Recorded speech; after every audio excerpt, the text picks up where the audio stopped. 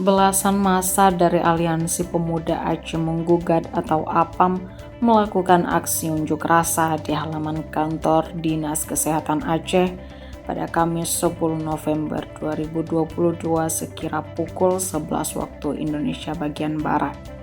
Demonstrasi itu dilaksanakan karena APAM mencium adanya praktik korupsi dalam pembangunan Rumah Sakit Regional Aceh Tengah yang roboh beberapa waktu lalu.